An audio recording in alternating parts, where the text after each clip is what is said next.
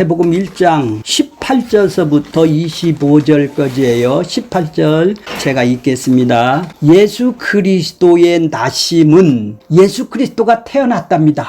세상에서, 이제 세상에 이 땅에서 탄생이 됐다라는 거예요. 나심, 태어났다라는 거예요. 어떻게 났어요? 어떤 계보로? 어떤 제네시스로? 어떤 족보로? 2절서부터 16절까지가 이 계보가 낳고 열례되어가 이렇게 이제 마지막에는 예수님도 나심, 태어났다 이 말이에요. 예수 그리스도의 나심은 이러하니라. 어떠하다고요? 이러하니라. 저러하니라. 고로하느라. 이러하니라. 이러하니라가 뭐예요? 그의 어머니 마리아가 요셉과 약혼을 하고 동거하기 전에 그의 어머니 마리아가 어떠하냐면은 이러하다라는 것이 뭐냐? 구체적으로 그의 어머니 마리아가 요셉과 약혼을 했어요. 약혼하고 결혼식까지는 보통 1년이 걸려요. 근데 약혼을 하면 여기 우리나라 같지가 않아서 동거를 바로 시작하는 게 아니라 1년이 걸리는데 1년 동안에는 부부가 되는 거예요. 아내가 되는 거예요. 남편이 되는 거예요. 만일 남편이 부부가 되어서 남편이 죽잖아요. 약혼을 했으면 이 여자는 동거는 안 했다 할지라도 어떻게 돼요? 과부가 되는 거예요. 근데 또 이 1년 동안에 임신을 했다면요. 동거는 안 했는데 임신을 했다면 이건 돌 맞아 죽을 짓을 하는 것이죠. 내 마누라니까, 와이프니까. 그러니까 이들은 약혼이나 결혼을 같이 보는 거예요. 동거는 1년 동안은 안 하지만, 관습에 따라서 안 하지만 1년 동안 보는 거예요.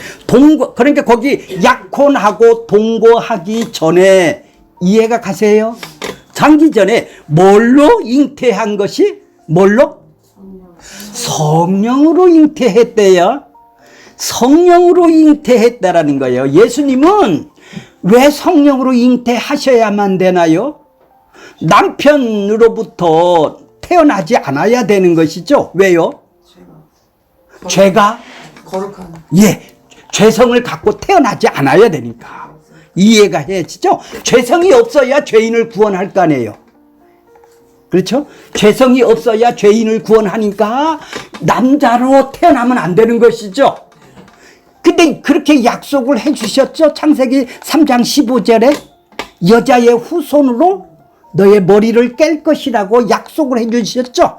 여자의 후손이 누구예요? 그러니까 성령으로 태어난 여자의 남자의 모든 인간들은 남자의 후손으로 낳고 하는데 여자의 후손으로 오셨다 이 말이에요. 그러니까 예수죠. 그러니까 예수님이 오신 것은, 태어난 것은 죄 있는 사람을 건져내기 위해서 죄가 없는 하나님이신, 로고스 하나님이신 그분이 이 땅에 육신으로 태어나야 되겠네요. 그래야 그들의 죄에서, 그들의 사망에서 건져내는 것이죠. 그들의 죄성이 있으면, 동일한 죄성을 가지고 있다면은 동일한 죄인이 네 죄로 인해서 네 심판이 사망이야. 근데 누가 다른 사람 심판을 대신해줘요? 내가 내 죄값 갚는 것이 사망이라면 남 죄값을 갚을 필요도 없어. 네 죄값만 있죠. 근데 죄가 없는 사람이 와야 돼요. 그러니까 자 18절 다시 한번 보면은 왜 정혼하기 전에 요셉과 약혼하고 동거하기 전에 성령으로 잉태했다라는 말은 나타났느냐? 이제 잉태한 것은 임신한 것이 나타났어요. 이제 돌 맞을 짓을 했네요. 돌로 맞을 짓을 했잖아요. 약혼한 다음에. 자, 성령으로 잉태를 했다라는 말은, 자, 하나님께서 성령님이 이제 앞으로 역사를 하셔야 되겠다라는 얘기죠. 창세전에 하나님께서 계획하신 것이 예수 그리스도를 통해서 오신 예수 그리스도를 통해서 성령으로 지금 낳게 해서 그가 이루어 놓으신 일들을 이제 성령으로 우리도 자기 백성을 만드는 거네요.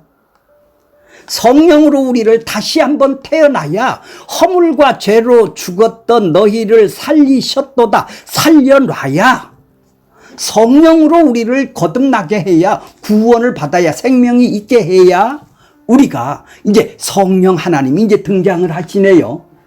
예수님 때서부터 이제 성령님이 이 땅에 오시는 것이죠. 자, 그 이제 뚜렷하게 이제 성부, 성자, 성령 하나님은 창조 때서부터 일을 하셨지만은 이제 뚜렷하게 나타나서 일을 하시는 것은 이제 시작이 되는 거예요. 예수님부터.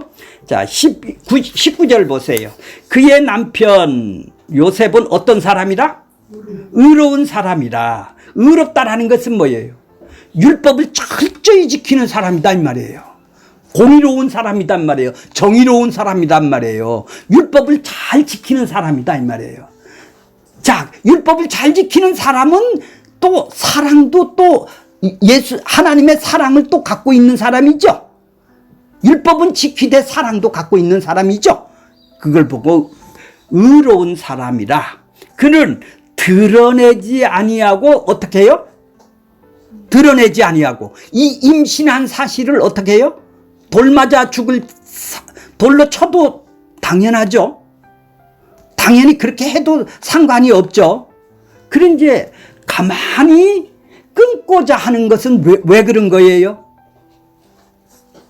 의로운 사람이라? 예, 드러내자.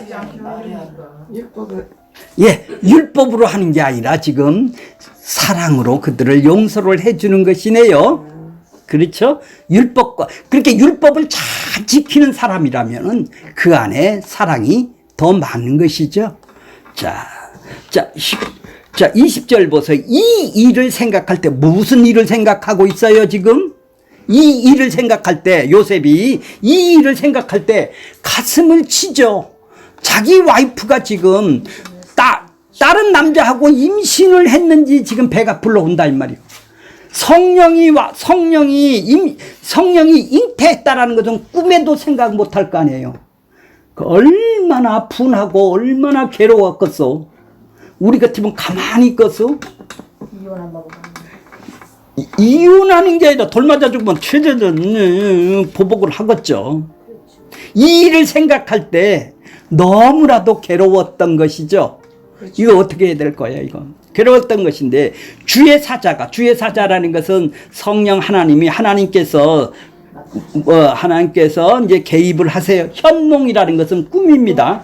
꿈에서 그때는 당시에는 성경이었기 때문에 계시를 하나님의 뜻을 드러내 보여주는 것이 구약의 예수님하고 성령님이신데 그 꿈으로도 현몽을 해주세요. 드러내 보여주세요. 어떻게 해주시냐면 다윗의 자손 요셉아 내 아내 마리아 데려오기를 어떻게 하라고? 무서워 죽겠어. 무서워. 두려워. 괴롭고 두려워. 무서워. 내가 이거 돌로 치야 되느냐? 용서해 줘야 되느냐? 내 체면은 이거 어떻게 되느냐? 나 이거 어떻게 살라고? 이거 끊게 되면 어떻게 살려고? 그러니 얼마나 무섭고 괴롭고 답답하겠어. 누가 이거 데려오겠어. 자, 현몽하여도 내 아내 데려오기를 무서워 말라. 그에게 잉태된 자는 성령으로 된 것이다. 이제 해방이, 이제 알았네요. 아, 이제 알았어. 성령님이 하셨구나. 하나님이 이렇게 쓰시는 거구나. 돌 맞을 짓을 한 것이 아니라 지금 하나님이 하실 일이 있어서 그 일을 하시는구나. 확실하게 유대인이기 때문에 요셉은 하나님이 이거 메시아를 그리스도를 지금 보내주신 거냐고 생각할 수도 있겠죠? 하나님이 지금 하시기 때문에 이렇게 한가 보구나. 그러면서 뭐라고 얘기를 하면 21절에 너 아들을 낳을 거래. 내가 딸을 준 것이 아니라 아들을 줬다라는 거예요. 아들을 태어나게 하겠다라는 얘기예요. 꿈에서 그러니까 아들을 낳는데 이름을 뭘로 지라고요? 예수로 지라는 거예요. 왜 예수로 지라고 그러냐? 예수라는 뜻이 뭐냐? 이는 예수가 자기 백성이 있다는 것이죠. 자기 백성이 있다는 것. 이 세상의 모든 사람이 자기 백성이 아니라 모든 사람 중에 자기 백성이 일부가 있다라는 얘기예요. 그럼 모든 사람을 예수님이 다 구원시킨다라는 게 아니라 자기 백성만 누구의 죄에서? 자기 백성들의 죄에서 어디에서 건져낸다고? 뽑아낸다고? 구출한다고? 죄의 싹시 사망이니까 그들이 죽음에서 죄와 사망에서 건져낸단 말이에요. 뽑아낸단 말이에요. 구출한단 말이죠. 그것이 구원이라는 것이죠. 구원할 자이십니다. 구해낼 자이십니다. 죄와 사망에서 구원할 자이십니다. 그러니까 세상에 구원을 주러 오신 분이 아니네요. 이 세상에서 복되게 해서 형통하게 해서 자기가 원하는 자기가 욕망이 자기가 필요한 것 자기가 원하는 것들을 구해내고 뽑아내고 구출해 주기 위해서 이 땅에 오신 것이 아니라 자기 백성들의 그들의 죄에서 죄와 사망에서 그들을 건져내는 것이죠. 그들을 건져내는 것이죠. 건져낼 때는 잘 몰라요. 내가 어떻게 건져냈는지를 몰라요. 구원받았는지도 몰라요. 살려놓으니까 내가 이렇게 죽었던 사람이라고 자기 백성이구나 이때 깨닫게 되는 것이죠. 아니 하나님한테 영적으로 허물과 죄로 죽어있던 아담으로부터 물려받아 하나님하고 교제가 단절되고 끊어지고 끊겨졌던 사람이 영원히 죽어있던 그 사람이 살려놓지를 않으면은 그가 구원받았는지 8원 받았는지 10원 받았는지 몰라요. 죄인인지도 모른다 이 말이에요. 이제 살려놓으니까 내가 허물로 죽어 있었던구나. 그래서 죄와 사망의 심판 안에서 내가 사망의 그늘 안에서 내가 살았던 존재구나. 그래서 이 세상 풍습을 쫓고 공중권세 잡은 자를 그래서 마음과 육체가 원하는 욕망에 따라서 내가 삶을 살았구나. 이 죽은 여기에서 뽑아냈구나. 이 세상에서 나를 건져냈구나. 흑암에서 나를 건져냈구나. 이 어둠과 죽음에 있는 죄의 세력 안에서 내가 살던 나를 건져냈구나. 어디로? 하나님 나라로. 하나님의 백성이 돼서 하나님 나라로 옮겨놓았구나. 이거를 이제는 살려놓은 사람은 알게 되는 것이죠. 그렇게 아무나 다 건져낸다라는 게 아니네요. 누구라도 다 건져낸다라는 게 아니네요. 자기 백성들의 그들의 죄에서만 건져낸다라는 것이죠. 자, 22절 보세요. 자, 이 모든 일이 된 것은 주께서 선지자로 하신 말씀을 이루려 하심이라 이르시니. 자, 선지자, 이 모든 일은 다 예언이 되어 있다라는 거예요. 구약에 다 약속이 되어 있다라는 얘기예요. 그러니까 약속대로 왔다라는 거예요. 약속대로 성령으로 잉태를 했다라는 거예요. 예수님은 약속대로 자기 백성들을 그들의 죄에서 건져낼 자라는 얘기예요. 그 일을 하러 왔다라는 얘기예요. 이 세상에서 나를 높여주고 고지에 올라가고 나를 축복 줘서 형통하게 만들어주는 것이 아니라 죄에서 자기 백성들의 그들의 죄에서 건져내는 일을 하기 위해서 이 땅에 보내셨다라는 얘기죠. 구약에 그렇게 다 예언이 되어 있다라는 얘기예요. 약속이 되어 있다라는 얘기예요. 언약이 되어 있다라는 얘기예요. 그 약속대로 지금 예수님이 오셨네요. 그러면 약속을 성취하시는 분이시네요. 약속이 이루어지는 것이네요. 그러니까 그 말씀을 이루려 하십니다. 이런 얘기예요. 그거 보세요. 22절. 주께서 선지자로 하신 말씀, 선지자를 통해서 구약 성경을 통해서 예언했던, 약속했던 말씀을 이루려 하십니다. 이루신다라는 것은 뭐예요? 성취한다라는 얘기예요. 그 말씀대로 이제 이 땅에서 성취가 된다라는 얘기예요. 그래서 예수님이 이 땅에 말씀대로 오신 것이죠. 23절에 이제 대표적인 이사야 선지자가 얘기했던 말씀이 있어요.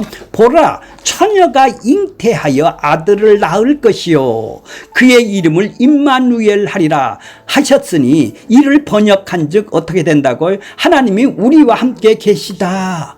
하나님이 우리와 함께 계신다라는 것은 자기 백성들에게 지금 얘기를 하시는 것이죠. 자기 백성 아닌 사람들에게 함께 계신다라는 얘기가 아니죠. 자기 백성들에게 뭐 하러 오셨어요? 심판하러 오셨다 이 말이죠. 왜? 자기 백성 아닌 사람은 심판하러 오셨다 이 말이에요. 이 세상에. 그게 임마누엘이에요. 아, 임마누엘 된다니까 내가 원하는 걸 다 주는 임마누엘이 아니라 심판과 죄와 사망에서 죽음에서 건져내는 구원과 심판을 주기 위해서 이 땅에 오신 분이네요. 그렇죠? 그분은 바로 임마누엘 되셔서 우리와 자기 백성들에게는 함께 하지만은 자기 백성이 아닌 그들의 죄에서 건져주지 않는 그 백성, 세상 백성, 마귀의 백성들은 어떻게 한다고요? 심판을 한다라는 얘기 아니에요. 그러니까 예수님이 나하고 지금 동행을 한다면 심판이 내가 뭔지를 알게 되겠네요. 죄와 사망이 심판이죠. 죄로 인해서 싹을 받는 게 심판이죠. 그 심판이 나에게 떨어져야 되는데 예수한테 떨어뜨렸죠. 그 심판이, 그러니까 항상 심판을 보고 살아야 되는 것이 임마누엘이네요. 아, 내가 형통하기 위해서 임마누엘 되는 게 아니라, 내가 원하는 걸 이루는 임마누엘이 아니라 심판하러 오신 예수님이시다 이 말이에요. 이제 예수님이 그러니까 뭐예요? 자기 백성은 구원하고 자기 백성 아닌 자는 심판하는 임마누엘로 오셨다 이 말이에요. 이 땅에. 이해가 가셨어요? 우리와 함께 하신다라는 말이 바로 심판하러 오셨다 이 말이에요. 자기 백성들은 심판을 안 해야 될 거 아니에요. 그들은 죄와 사망에서 건져내는 것이고요. 자, 24절. 요셉이 잠에서, 이제 아까는 꿈을 꾸었었죠. 현몽을 했었죠. 이제 요셉이 뭐라고 그래요? 잠에서 깨어나 일어나 주의 사자가 분부대로 그대로 순종을 했네요. 그래서 그의 아내들을 데려왔어요. 그의 아내를 데려왔다라는 것은 뭐예요? 이제 법적인 부부가 된 것이죠. 이제 완전히 법적인 다 부부가 되었어도 이제 법적인 아버지가 생겼죠. 법적인 아버지를 만들어 주시는 거란 말이에요.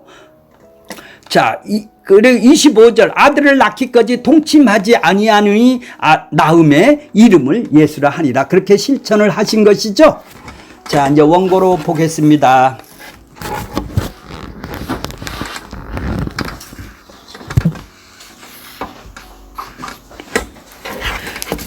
자, 18절 보면 예수 그리스도의 나심은 이러하니라. 그 모친 마리아가 요셉과 약혼하고 동거하기 전에 성령으로 잉태된 것이 나타나더니, 예수 그리스도의 나심, 태어난다라는 것은 제네시스라고 그래요. 제네시스 차 보셨나요? 예. 그거는 뭐예요? 계보예요. 족보예요. 탄생이라는 말이에요. 계보예요. 족보란 말이야. 그러니까 기원이라는 얘기예요. 이러하니라 하는 것은 어느 누구에게도 기원에 대해서를 가진 사람, 이런 기원을 가진 사람이 없죠. 예수님밖에. 앞으로도 영원히 없을 것이죠. 성령으로 잉태한 기원을 가진 사람이, 족보를 가진 사람이 있나요?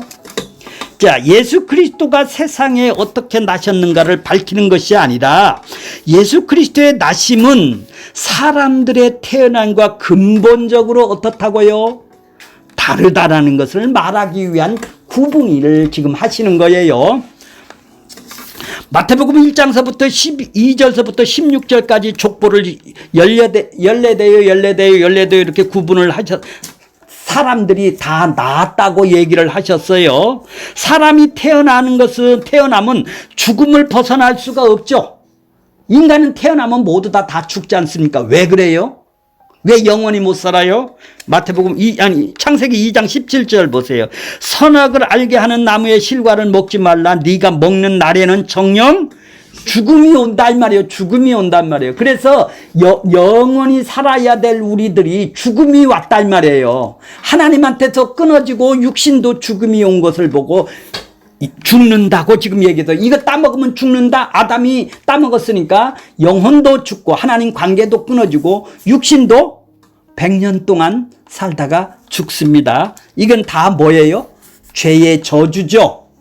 그렇죠? 죄로 인한 저주다 이 말이에요. 사람은 누구나 죽음을 안고 태어나죠. 그런 사람 없는 사람 없죠. 죽음이라는 저주를 안고 태어나는 단지 육신에 불과한 존재인 것이죠. 누구라도 죽습니다. 세상에서 어떤 사람이 된다고 해도 결국 죽음이라는 저주에 붙들린 존재에 불과한 것이죠. 사람이 사람을 낳는 역사는 계속되지만 결국 그것은 죽음이라는 저주를 이어지는 역사에 불과한 것이죠.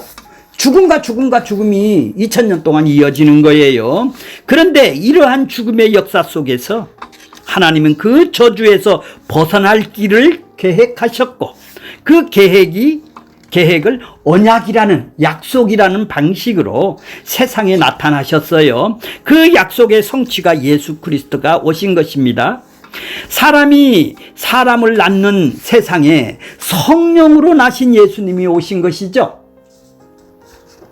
중요한 것은 예수님이 성령으로 났다라는 것이 우리에게 무엇을 의미하는 거예요? 세상은 사람으로부터 났지만 사람으로부터 난 사람만 존재합니다. 그런데 예수님의 오심은 요심으로 인하여 사람이 아닌 성령으로 난 전혀 다른 사람이 존재하게 된 것이죠. 예수님을 보내셔서 우리가를 어떤 사람으로 만들고자 하는 것을 지금 보여주는 거예요. 니고데모한테 지금 요한복음 3장 3절에 뭐라고 니고데모한테 말을 해요? 진실로 진실로 너희에게 이르노니 사람이 거듭나지 아니하면 성령으로 나지 아니하면 위로부터 나지 아니하면 하나님이 너를 죄와 사망에서 건져주지 아니하면 생명이 태어나지 아니하면 허물과 죄로 죽었던 너희를 살려주지 아니하면 하나님 나라를 어떻게 한다고요? 볼 수가 없다. 하나님 나라 너 들어갈 생각하지 마 이런 얘기죠. 구원 못 받는다라는 얘기예요. 구원을 받는 자만이 하나님 나라에 들어가니까 하나님 나라가 이 땅에서 경험을 늘 못한다는 말이에요. 그러니까 예수님이 성령으로 잉태돼서 태어나듯이 우리도 다시 한번 성령으로 태어난다라는 것을 지금 얘기를 하고 있는 거예요. 육으로 난 것은 육이므로 하나님 나라에 들어갈 수 없습니다. 성령으로 새롭게 태어나지 아니하면은 들어가지 못한다라는 것이 하나님 나라입니다. 세상 나라에만 들어왔단 말이에요. 이 세상 나라의 죄와 사망 속에서 있던 우리를 건져내서 하나님 나라로 옮겨놓는 것이죠. 그 모친 마리아가 요셉과 약혼, 정혼한 상태인 법적인 결합을 의미하는 것으로 결혼에 대한 구속력을 지닙니다. 오늘날 약혼보다 더 엄숙한 관계였고 간음으로 인하여 결코 파혼할 수 없는 사실상 기혼 상태입니다. 정혼 상태에 있는 여자를 아내라고 호칭을 하고 있는데 요셉과 마리아도 정혼에 의해서 남편과 아내로 일컬어집니다. 대략 1년 정도의 정혼 기간이 있는데 이러한 상태에서 남편이 사망하면 그 여자는 자동적으로 과부가 되고 만약 그 기간 중에 부정을 저지르면 간음으로 간주되어 죽음의 형벌을 받을 수도 있습니다. 이로써 이미 예수는 법적 혈통을 획득을 한 것이죠. 약혼했으므로. 그렇죠? 동거하기 전에 성령으로 잉태된 것이 나타났더니 숨기고 있던 수치와 죄악이 비로소 발각되었다는 뜻이 아닙니다. 하나님이 특별하신 역사로 잉태하셨음을 분명히 하고 있습니다. 누가복음에는 이 잉태에 대한 기사를 훨씬 더 자세히 그려내고 있습니다. 메시아를 대망하던 시대에 돌연히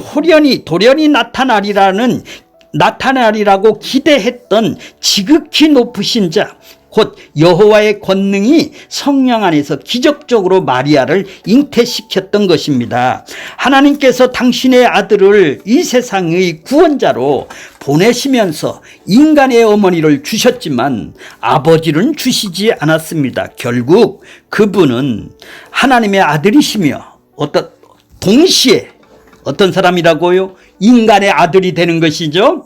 완전한 신이시다 이 말이에요. 완전한 사람이시다 이 말이에요. 그분은. 왜요? 성령으로 잉태를 되셨으니까 그런 것이죠. 자, 성육신의 비밀은 성육신, 하나님이 이 땅에 육신의 몸에 있고 이 땅에 오셨다라는 이 비밀은 육신의 모양으로 나심으로 육신을 지배하던 죄와 사망 문제를 해방을 시키기, 문제를 해결할 수가 있었고, 육신으로 오셔야 죄와 사망 문제를 해결할 수 있었고, 또 성령으로 하나님의 나심으로 인간들이 지닌 본원적인 죄성을 물려받지도 않았다라는 얘기죠. 성령으로 태어났으니까. 그렇게 죄가 없는 분이시죠. 그래서 예수를 처녀 탄생 문제는 예수께서 성육신 하시기 전에 이미 로고스 하나님으로서 실제적으로 창세 전에 먼저 계셨던 분이시죠.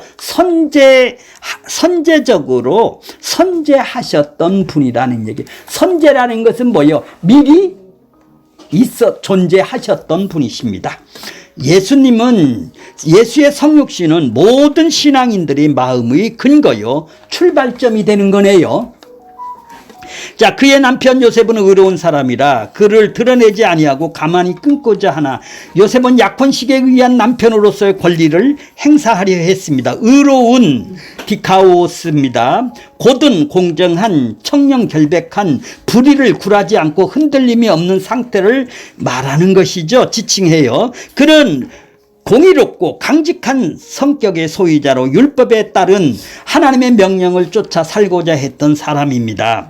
그렇다면 그는 적어도 여자가 부정했을 경우 돌을 쳐 죽여야 한다는 모세의 율법을 한 번쯤은 떠올렸을 것입니다. 그의 그러한 내면적 갈등은 정혼한 마리아에게 파혼하려 마음먹는 데서 발견합니다. 어떻든 그는 마리아를 혹독히 다루어 자신이 참 유대인임을 증명할 수도 있었겠으나 그는 율법의 칼날을 휘두르지 않고 대신 율법의 핵심인 사랑과 용서의 미덕으로 문제를 해결하려 했던 것입니다. 그가 율법의 마침이자 완성자이신 그리스도의 법적 부친이 되었다라는 사실은 그가 법과 사랑을 겸비한 의로운 사람이라는 사실을 충분히 설명하고도 남는 것이죠. 가만히 끊고자 했다. 요셉은 의로운 사람이라 마리아가 공개적으로 모욕을 당하는 일을 원치 않았기 때문에 조용히 파혼하려고 했습니다. 요셉은 의로운 사람이기 때문에 부정한다고 생각되는 마리아와 양심상 결혼을 할 수가 없었습니다. 그는 마리아에게 큰 피해를 돌아가지 않는 이 일을 조용히 묻어두려고 하였던 것입니다. 요셉은 그러함에도 의로움과 율법을 무난하게 조화를 했던 것이죠. 20절 보겠습니다. 이 일을 생각할 때 주의 사자가 현명하여 이르되 다윗의 자손 요셉아 내 아내 마리아 데려오기를 무서워 말라. 그에게 잉태된 자는 성령으로 된 것이니라. 자, 이 일을 생각할 때 그 일을 생각이 그날 뇌리에 스쳐가면서 무섭게 요셉을 심각한 내적 갈등의 일면을 치밀하게 묘사하고 있는 것입니다. 이 일이 떠나가겠습니까? 이런 일이 일어난다면 머릿속에서 떠나가지 않겠죠? 요셉은 이러한 곤란에서도 슬픈 사실을 직면하면서 최선의 해결책을 찾고자 극심한 고민에 빠져 있었던 것입니다. 아마도 그 당시 요셉은 메시아의 탄생에 대한 약속이 자신과 자신의 아내 마리아에게 성취되리라고는 꿈에도 생각지 못했을 것입니다.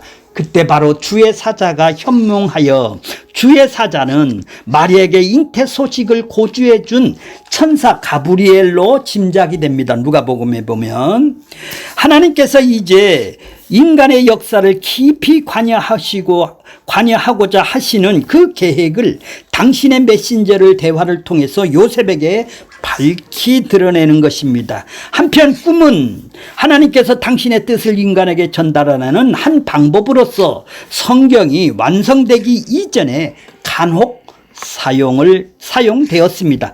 다윗의 자손 요셉이로 하여금 다윗의 혈통을 감당해야 할 놀라운 역할, 즉 메시아 탄생의 중요성을 일깨워 주고 있습니다. 이 말은 메시아의 족보, 예수의 족보와 성령의 잉태를 완벽하게 연결해 주고 있습니다.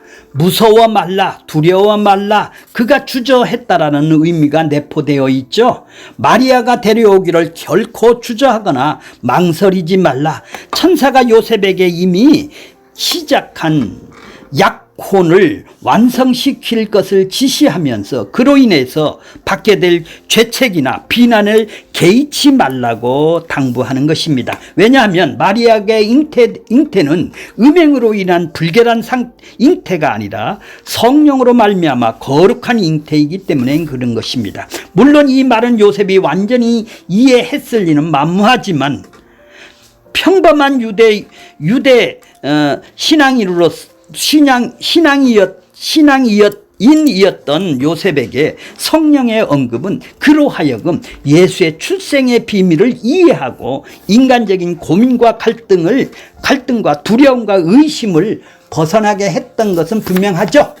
자, 21절 보겠습니다. 아들을 낳으니 이름을 예수라 하라. 이는 그가 자기 백성을 그들의 죄에서 구원할 자이십니다. 이 말씀은 하나님이, 자, 그 작은 글자를 빼놓고 그 밑에를 보겠습니다. 그러나 영으로 새롭게 난 자는 예수님이 주인이신 성령 나라로 들어가는 것입니다. 거듭나야 우리가 하나님 나라로 들어가는 것이죠. 성령으로 나신 예수님은 우리에게 새로운 태어남을 지금 보여주신 것이죠. 그리고 하나님이 택하신 자기 백성들의 그들의 죄에서 건지시고 영으로 성령으로 새롭게 나게 하셔서 생명의 나라, 하나님의 나라, 천국을 들어가게 하신 것이죠. 여기는 생명이 있는 사람만이 들어가는 생명의 나라예요. 하나님한테 살려준 자들만이 들어가는 하나님 나라라는 얘기죠.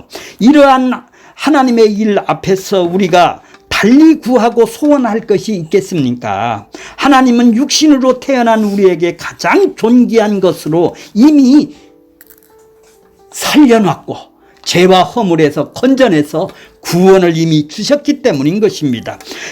세상은 그것을 시시하게 생각하지만 죄에 갇히고 사망에 처한 자신의 본질을 바라보는 신자에게는 누가 뭐래도 가장 존귀한 선물이 생명을 얻는 것이겠죠.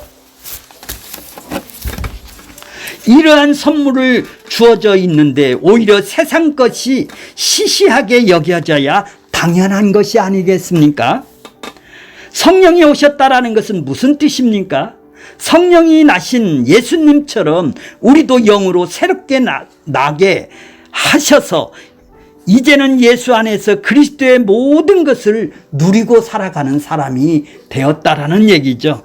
예수를 낳으리니 예수의 탄생에 대한 신적 기원을 새삼 일컫는 표현입니다. 이로써 요셉은 두려움이 완전히 물리치고 오히려 인간이 가질 수 있는 최고의 영광에 자신의 동참한 하나님의 은혜를 감격하고 있습니다. 그는 여전히 사랑하는 마리아의 남편으로서 살아갈 수 있게 되었을 뿐만 아니라 마리아에게서 날 아들을 다림하는 이사야 9장 6절에 기묘자요 모사요 전능자이신 하나님이요 영존하시는 아버지요 평강의 왕이신 메시아 바로 그였기 때문인 것입니다. 예수님이 바로 하나님이신 것이기 때문에 그런 것입니다. 이름을 예수라 하라. 자녀에 대한 명령권은 아버지에게 있습니다. 하나님께서 아이의 이름을 직접 지시하심으로 친부권을 행사하고 계시며 예수는 법적인 아버지 요셉을 그의 양부로 임명하고 계시는 것이죠. 예수 히브리어로 여호수아입니다. 여호수아의 구원은 자기 백성들을 그들의 죄에서 건져낼 것입니다. 자, 그 밑에 보면은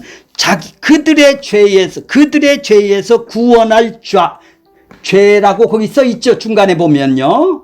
그 죄가 뭐예요? 하마르티아라고 그래요.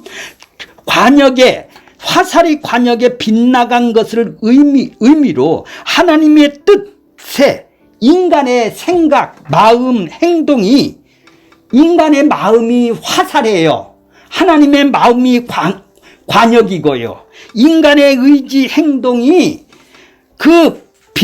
하나님의 마음과 빗나간 상태, 더 많이 가거나 작게 가거나 이런 상태를 보고 하마르티아라고 그래요. 죄라고 그러는 거예요. 그러니까 인간이 내 마음과 생각이 자기가 중심으로 되어 있으면 자기가 주인이죠.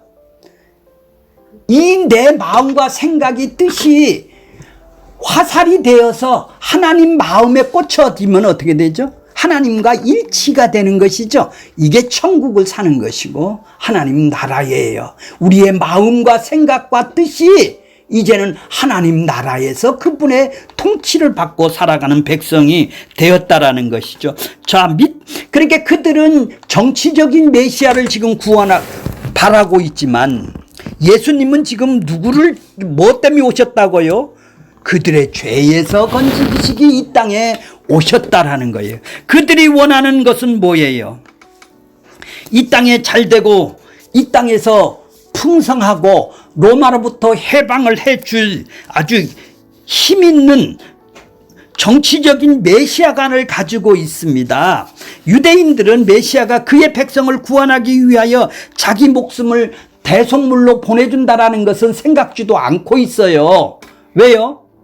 그렇게 힘 있는 자가 와서 우리를 해방시켜 줘야 된다라는 얘기죠. 그가 예수님이 십자가에서 죽어서 대속과 의롭다함으로 우리의 죄에서 건지는 예수는 필요가 없다라는 얘기예요. 왜 그래요? 그들은 율법을 자기들은 지켜서 자기 행위로 지켜서 구원을 받으면 되는 거고 당신이 메시아라면 그리스도라면 내가 원하는 거를 이루어 돌라는 것이 그들이 메시아관이란 말이에요. 지금 우리 현대의 교회나 거의 동일한 것이죠.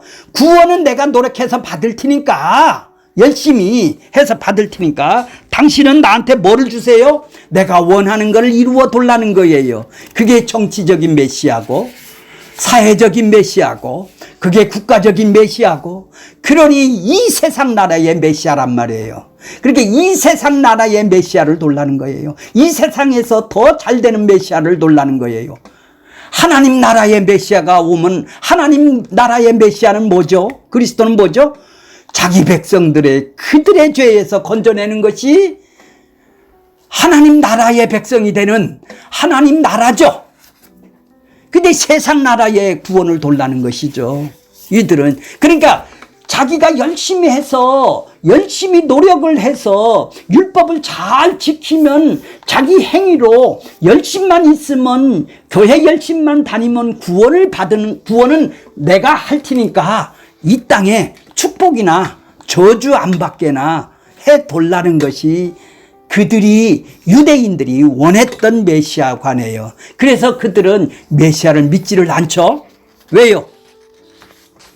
십자가에 왜 죽는 그런 메시아를 원하지 않는다 이 말이에요. 죄에서 구원받는 메시아는 원하지 않는다 이 말이에요. 대속과 의롭다함에 이루기 위해서 이 땅에 죄와 사망 속에서 건져내는 메시아를 원하지 않습니다. 왜 그래요?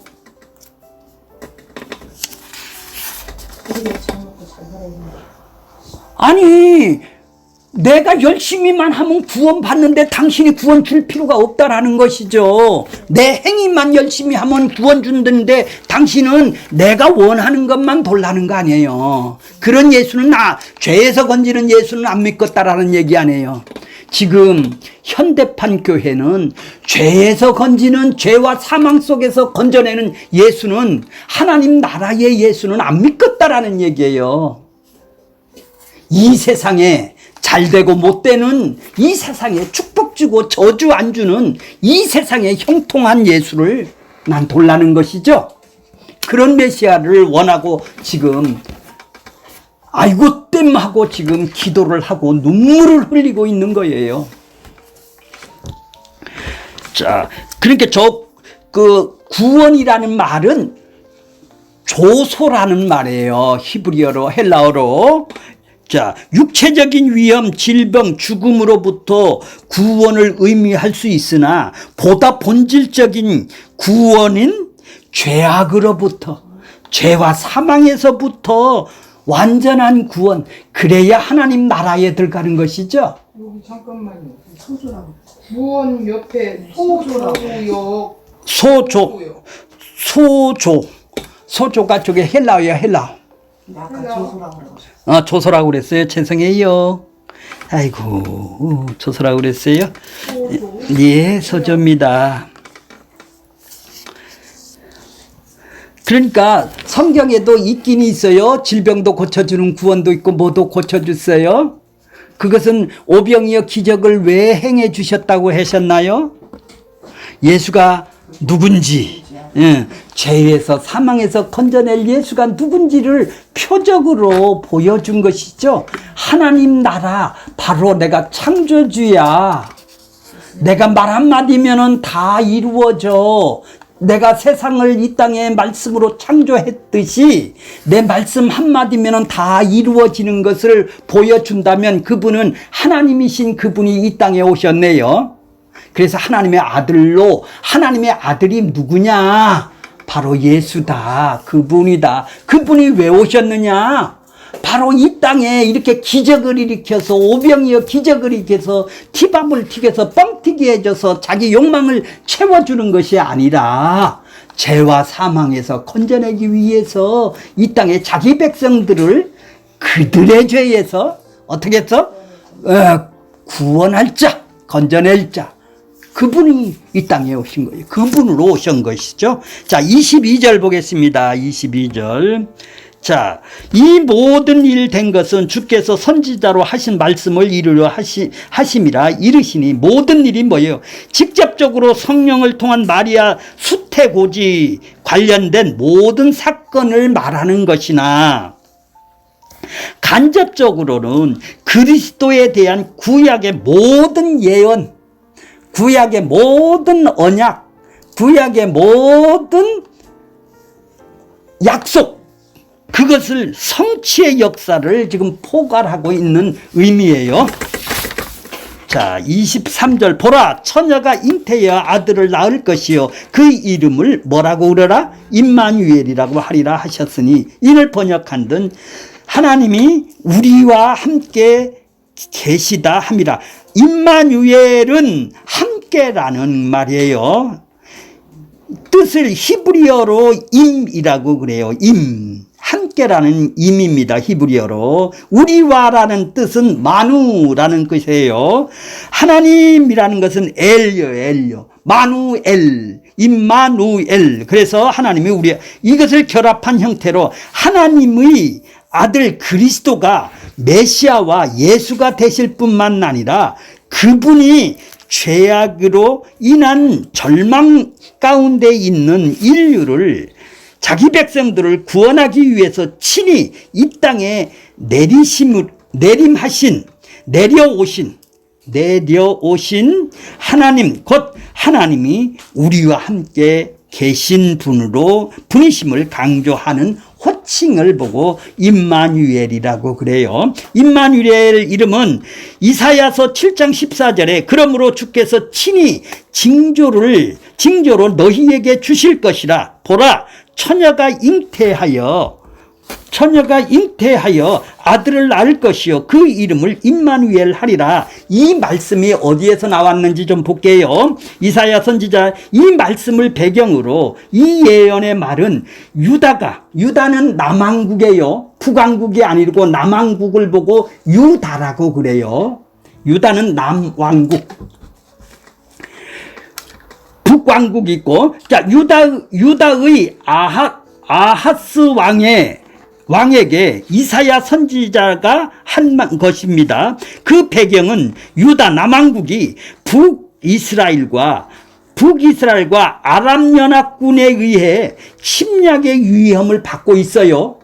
북왕국하고 아람하고 합해서 남왕국을 지금 침략을 한단 말이에요. 유다를 침략을 위험을 받았을 때 하나님께서는 선지자 이사야 아하스에게 보내어 두려워하지 말라는 말씀을 전하게 하십니다.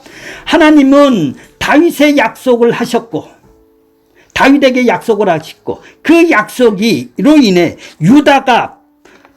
유다를 꼭 지킬 것이라는 것입니다. 따라서 아하스는 그 어떤 대적이 공격한다 해도 약속을 이루시는 하나님의 신실하심과 전지전능하심을 믿고 의지만 하면 되었던 것이죠. 하나님이 다윗에게 그렇게 약속을 해줬으니까. 그러나 아하스는 하나님의 말씀을 신뢰하지 않았습니다. 남왕국 아하스에게는 하나님이 도와줄 것임을 확신할 수 있는 징조가 필요하지 않았던 것입니다. 아하스에게 이미 왜 그래요? 아수르라고 하는 믿는 구석이 있었기 때문에 하나님의 징조를 구하기를 거부한 아하스에게 이사야는 하나님이 친히 징조를 주시는데 하나님이 주신 징조가 과연 유다를 복을 주겠느냐 이런 얘기는 말이에요. 지금 아하스가 지금 하나님을 안 믿고 있어요. 하나님이 믿지 아니하면은 유다는 굳이 서지 못한다라는 것이죠. 하지만 아하스는 하나님을 믿지 아니하였고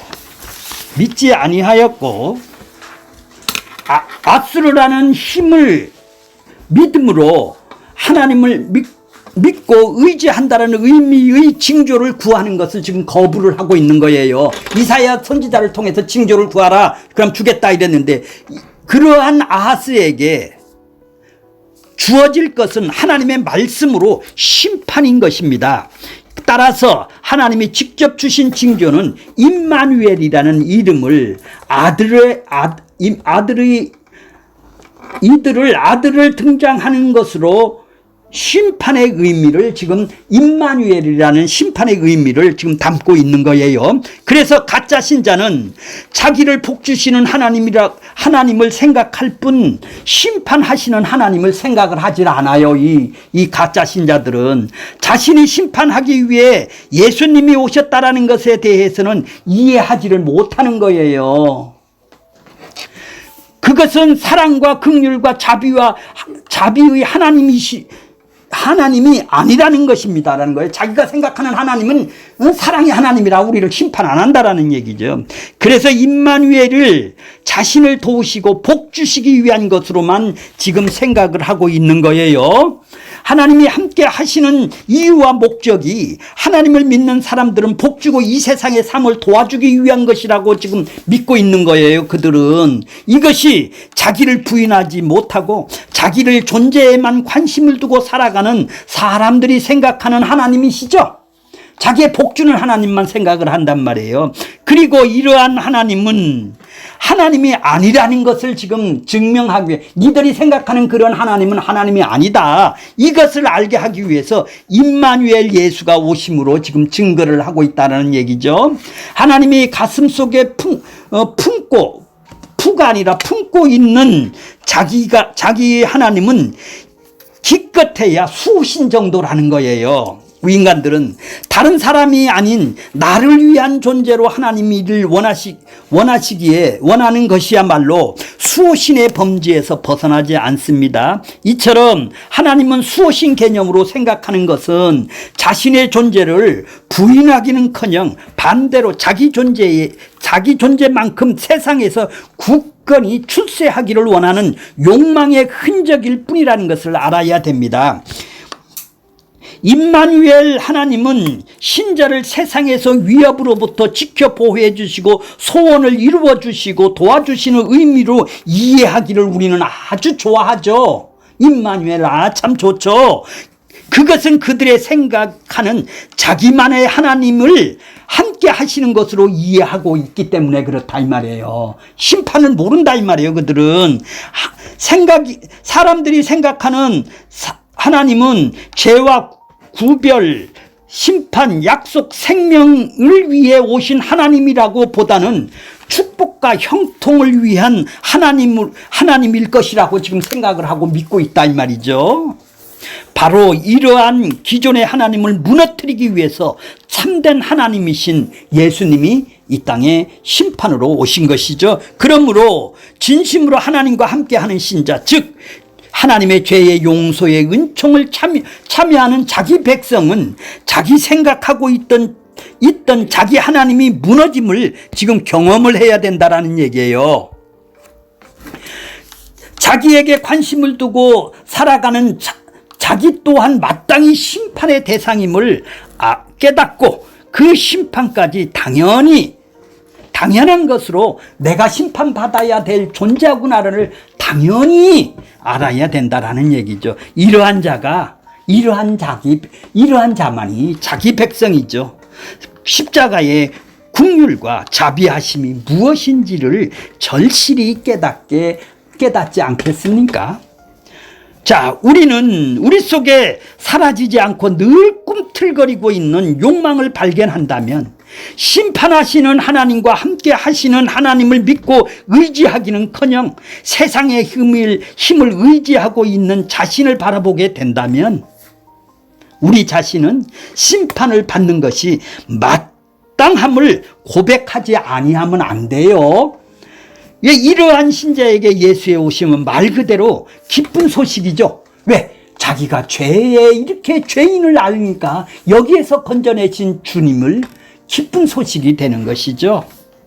그래서 심판이 마땅한 자를 건져내시고 구원하시는 예수님이야말로 감사와 찬양이 그 사람의 전부가 되어야 되는 것이죠. 그것이 자기 존재성을 부인되지 않고 있기 때문에 우리는 이렇게 하지를 못하고 있는 것이죠. 나라는 존재는 하루 세 끼 먹고 살 자격이 없는 부패한 썩은 존재입니다.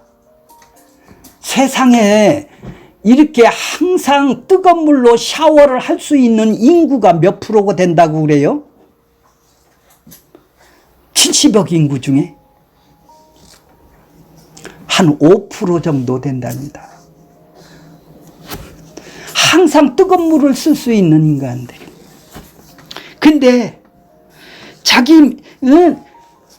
나라는 존재는 하루 세 끼 먹고 살 자격이 없는 이 부패한 존재라는 것을 알고 있어야 되는데 자기 무너짐이 없기 때문에 하루 세 끼 먹고 사는 것이 감사하기보다는 자기보다 더 잘 살고 잘 먹고 잘 사는 사람을 보면서 나는 왜 나는 이라는 불만을 가지는 것이 이 가짜 신자들이에요.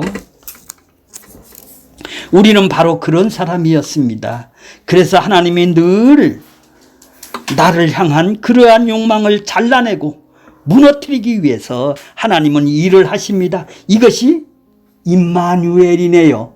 하나님이 나와 함께 하면은 심판을 보여서 내 죄성을 죽이는 일을 하는 일이네요. 임마누엘 역할을 하신다라는 것은 예수 그리스도께서 자기 백성을 죄에서 분리시켜 자기 편으로 끊어 당겨놓고 함께 하신다라는 의미죠. 그분이 오심은 자기 백성들의 죄의 권세에서 분리하여 그 자신의 권세 아래 있게 하기 위해서 하나님 나라의 삶을 살게 하기 위해서 오신 것이죠. 24절입니다. 24절 잠에서 깨어나 요셉이 잠에서 깨어나 일어나 주의 분부대로 행하여 그 안에 데려왔으나 25절 아들이 낳기까지 동침하지 아니하니 나으니 이름을 예수라 하니라.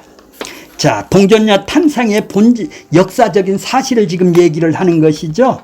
당연히 마리아와 요셉은 예수님의 탄생의 피로써 부부의 정상적인 관계를 암시를 하고 있는 것이죠. 예수는 육신적으로는 마리아의 맏아들로서 훗날 혈통으로서 남동생 여동생을 지금 얻게 되는 것이죠.